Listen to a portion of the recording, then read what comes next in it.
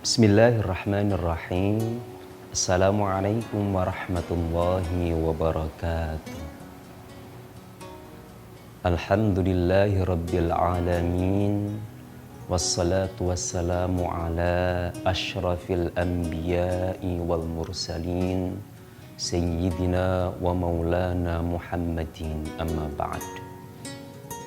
Bolarek TV yang berbahagia dimanapun Anda berada, jumpa lagi dengan program Titian. Kali ini saya akan ajak bolo semuanya itu untuk mencoba menangkap atau memahami esensi daripada sholat yang kita kerjakan. Tentu sebelum masuk ke situ kita harus urai dulu makna sholat. Secara etimologis apa, secara terminologis apa, dan seterusnya. Sholat secara etimologis itu bermakna ad-du'a, berdoa. Secara bahasa sholat itu berdoa.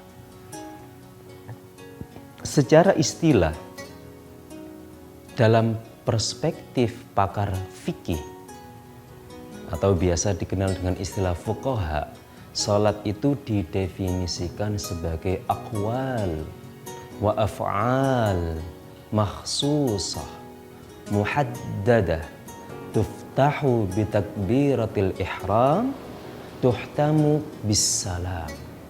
Serangkaian ritual yang khusus, spesial, tertentu yang diawali dengan takbiratul ihram dan kemudian ditutup dengan salam. Itu definisi sholat dalam perspektif fuqaha, para ulama pakar fikih.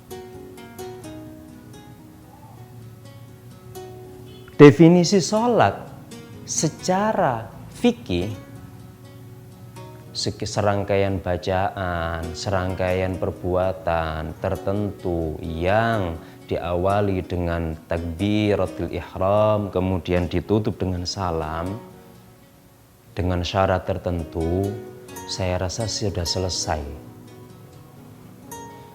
Ini adalah sisi sholat secara jasmani. Sementara sholat itu bukan hanya ibadah jasmani saja, tetapi lebih dari itu, sholat juga merupakan ibadah ruhani. Sholat sebagai ibadah jasmani adalah sebuah ritual. Sementara sholat sebagai ibadah ruhani, itu apa sih maksudnya? Esensinya apa sih? Dalam surah Thaha ayat 14, Allah berfirman ketika saat itu konteksnya itu yang Maha Kuasa sedang mengundang Nabiullah Musa alaihissalam ke Bukit Tursina atau Bukit Sinai yang ada di Mesir. Di saat itulah Allah mentitahkan sesuatu kepada Nabiullah Musa alaihissalam. Sebagaimana kita tahu bahwa di antara gelar Qur'ani yang Allah berikan kepada Nabi Musa itu adalah Kalimullah, di mana Nabi Musa itu adalah hamba yang pernah diajak dialog langsung oleh Allah Subhanahu wa ta'ala. Kalimullah dalam Al-Quran, wa kallamallahu Musa taklima. Kalimullah. Di surah Thaha ayat 14, Allah menegaskan sesuatu tentang esensi sholat. Allah mengajak dialog Nabi Musa Sesungguhnya aku adalah Allah. Tiada Tuhan selain aku.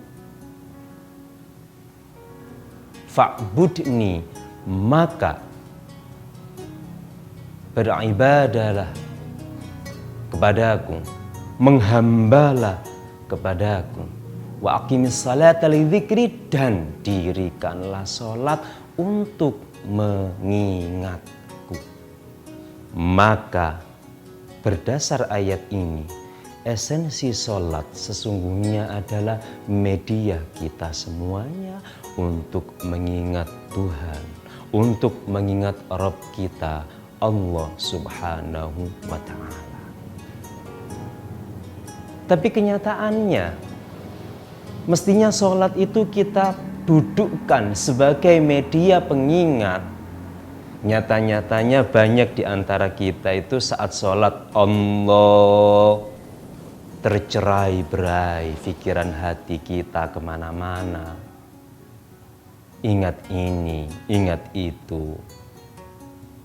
Terlintas ini, terlintas itu. Lalu bagaimana supaya kita mampu mendudukkan sholat itu sebagai media untuk mengingat Allah Subhanahu wa Ta'ala? Jangan kemana-mana Polo, tetap di titian.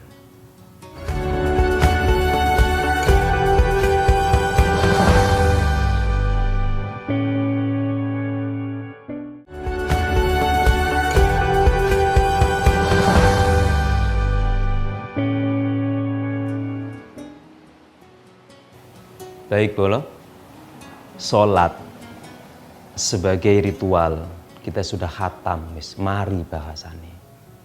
Saya yakin semua Bolo ini tahu betul lah sholat bacaannya itu bagaimana, gerakannya itu bagaimana, wudhu itu yang sempurna itu bagaimana, sisi ruhani yang jadi perhatian kita. Sebagaimana di surah Thaha ayat 14 tadi, kata Allah, wa aqimis salata lidzikri, dan dirikanlah sholat untuk mengingatku Allah. Semestinya sholat itu kita posisikan sebagai media pengingat. Nyatanya justru seringkali sholat itu saat Allahu Akbar, kita tak cukup mampu mengondisikan hati pikiran untuk tak cerai-berai mikir kemana-mana. Supaya bisa strike lurus, mengingat itu bagaimana? Tentu ini butuh sekian mujahadah Bolo, butuh sekian perjuangan, butuh sekian step by step. Tidak bisa kemudian wis pokok aku kok sholat iku ingat sama Allah. Ya itu bagus. Tapi pada praktiknya tetap ada proses di sana. Banyak tips sesungguhnya dari para ulama kita tentang kiat-kiat sholat itu khusyuk. Tapi di sini saya tidak membahasakan kiat-kiat sholat khusyuk, tidak. Karena khusyuk sendiri itu adalah sesuatu yang menjadi rahasia Allah. Dan yang tahu tolak ukur parameter kekhusyukan seseorang itu Allah sendiri. Sholat yang dilakukan tanpa khusyuk secara ritual itu sudah dianggap sah, selesai sholatnya, sah kewajibannya. Nah sementara untuk menjadikan sholat ini media mengingat Allah, esensinya untuk mengingat, kita harus mampu mengondisikan diri ini. Ya apa carane iku iso eling Gusti Allah Subhanahu wa Ta'ala. Dari sekian tips yang disajikan oleh para ulama kita, ada satu tips dari Imam Abu Hamid Muhammad bin Muhammad Al-Ghazali. Begini, Sebenarnya ada tips dari baginda Nabi. Ada tipsnya kan, an ta'budallaha ka'annaka tarahu fa illam tarahu fa innahu yarak. Wis ngene. Kira-kira begini kalau diterjemahkan ya baginda Nabi.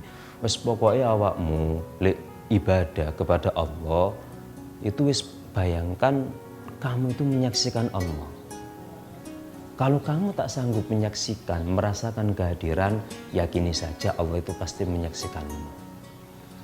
Nah, ini tentu rumus general ya. Rumus aplikatifnya dari Imam Abu Hamid Muhammad bin Muhammad Al-Ghazali. 1. Ketika hendak menuju sholat, siapapun bolo sekati budal sholat iki. Itu kalau bisa tidak terburu-buru dan tidak tergesa-gesa. Loh, katanya wasari'u, katanya fafirru ilallah, berlarilah menuju Allah. Iya, secara fikih memang baiknya itu untuk menunjukkan keseriusan dan perhatian terhadap sholat. Memang beberapa ulama fikih itu menganjurkan ya kalau bisa ya kalau berangkat sholat ya agak cepat, karena Allah perintahkan fafirru, berlarilah ilallah, kepada Allah. Tapi oleh beberapa ulama sufi, lunda justru ketika kalian hendak menuju sholat itu usahakan tenang dulu. Setenang-tenangnya pikiran, setenang-tenangnya hati, segala kesumpekan, segala stres, depresi, ruwete pikir, selehno kabeh dhisik. Nah, kemudian ketika berangkat menuju masjid, lakukan dengan setenang mungkin. Ulama yang berpendapat seperti ini, yang direkomendasikan itu berangkat sholat itu tenang, itu berlandaskan hadis yang diriwayatkan Imam Muslim dari Abu Hurairah. Idza thuwiba lis-salati fala ta'tuha wa antum tas'aun wa atuha alaikum as-sakinah. Kata baginda Nabi, jika diserukan untukmu untuk melaksanakan sholat, jangan kalian mendatangi sholat itu dengan tergesa-gesa. Datangilah sholat itu dalam kondisi sakinah, ketenangan hati, ketenangan pikiran. Sementara kadang-kadang banyak orang itu memposisikan sholat itu sebagai pengobat stres. Wah, stres sih kamu, tak sholat. Loh, ndak. Mestinya sebelum sholat itu stres ditaruh dulu. Stres ditaruh, sumpek ditaruh. Misalnya mikir utangan, mikir apa ditaruh. Setenang mungkin, setenang mungkin. Kenapa demikian? Karena ini akan berpengaruh. Saat ketika nanti Allah, tentu yang tenang akan mampu mengondisikan kita lebih tenang saat sholat. Sementara yang terburu-buru, takbir aja menggos-menggos, jangan-jangan. Budale wis ngincik, begitu takbir menggos-menggos Allah. Loh, kalau tenang saja belum, takbir saja masih menggos-menggos, lalu bagaimana dia bisa nyaman dan nikmat? Berikutnya, tips selanjutnya apa? Setelah tenangi terus apa? Jangan kemana-mana, Bolo. Tetap di Titian.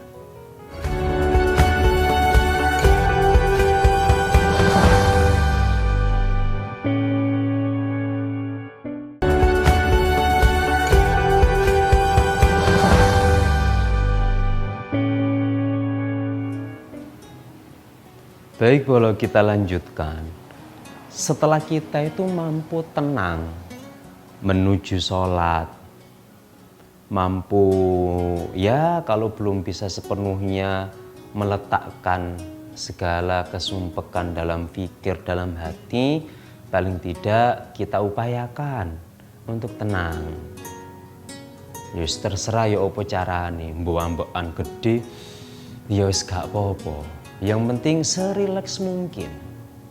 Nah, ketika sudah rileks, ya kita masuk ke ritual Allah Des. Nah, biasanya seperti ini, itu akal pikiran kita, hati kita itu kemana-mana. Wis ono ae. Kadang-kadang barang sing ilang ketemune ya pas Allah. Bingung solusi, punya masalah, ketemu idenya pas Allah. Ya wis memang seperti itu. Ya itu kan bagian dari testing. Nah, untuk mengikat hati pikiran kita supaya tidak kemana-mana itu begini. Kalau Bolo kebetulan sama Allah diberi anugerah faham bahasa Arab, Bolo bisa mengalihkan perhatian dengan mencermati setiap bacaan di dalam sholat. Ketika baca doa iftitah misalkan, ya dicermati kata per kata, maknanya, maksudnya. Itu kalau Bolo dianugerahi oleh Allah faham bahasa Arab. Lalu kalau tidak paham bahasa Arab bagaimana? Yang kalau tidak paham, maka untuk mengikat hati dan pikiran,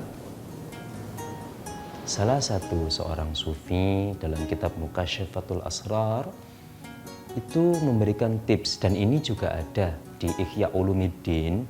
Bayangkan saja di tempat sujud engkau itu tertulis lafdzul jalalah Allah.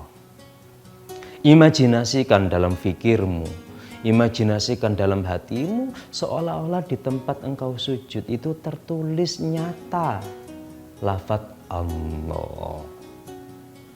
Nah, ini fungsinya adalah untuk mengikat hati dan pikiran supaya tidak kemana-mana. Dan ini bukan tujuan Bolo. Ini belum tujuan akhir ini. Ini belum tujuan akhir, mengingat belum.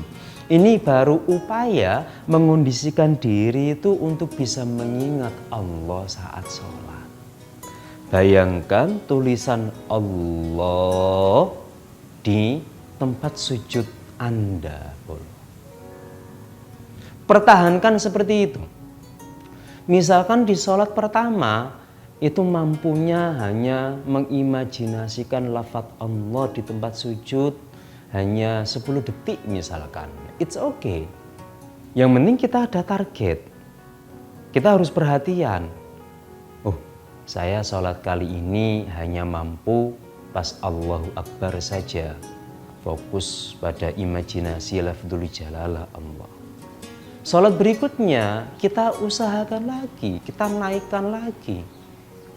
Sampai itu mendarah daging dan menjadi habitual action atau habitual activity.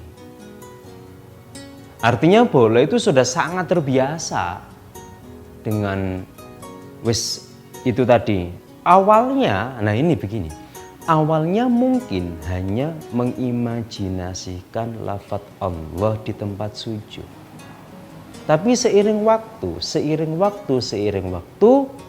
Allah berfirman, walladzina jahadu fina lanahdiyannahum subulana. Siapapun yang serius mujahadah dalam rangka mengenalku Allah, pasti akan aku tunjukkan jalannya.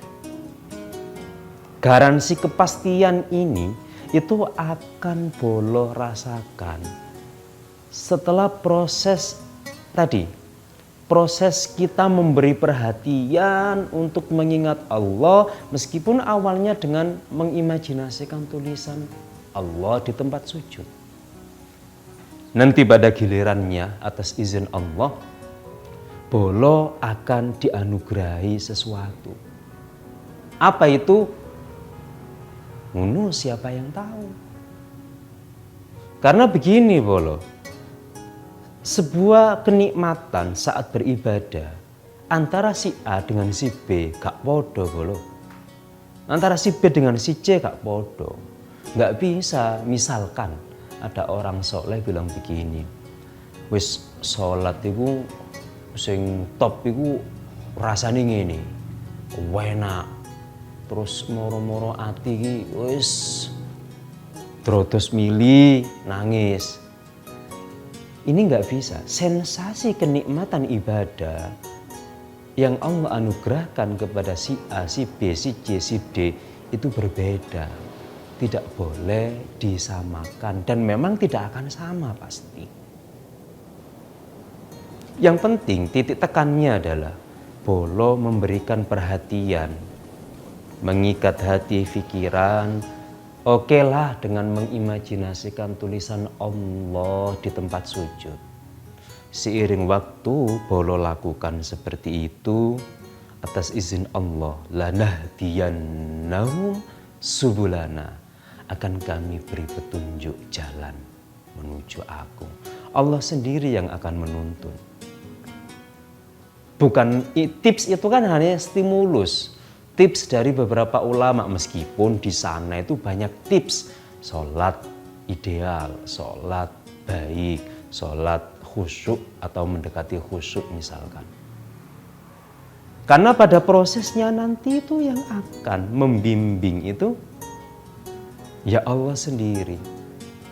Dan yang bisa merasakan itu yo Bolo dhewe.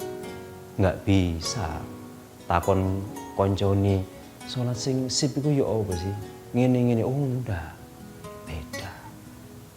Temukan itu Bolo.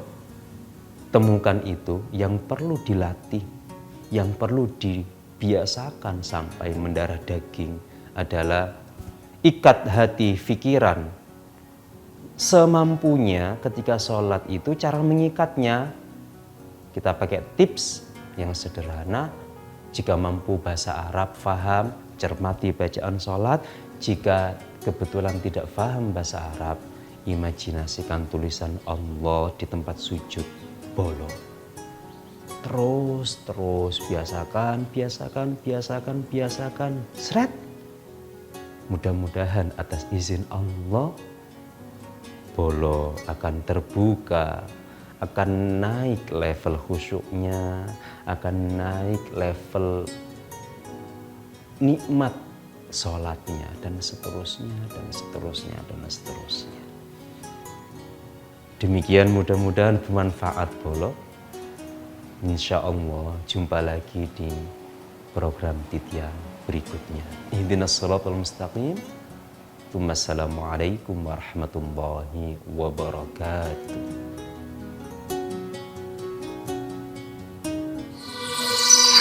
Arek TV.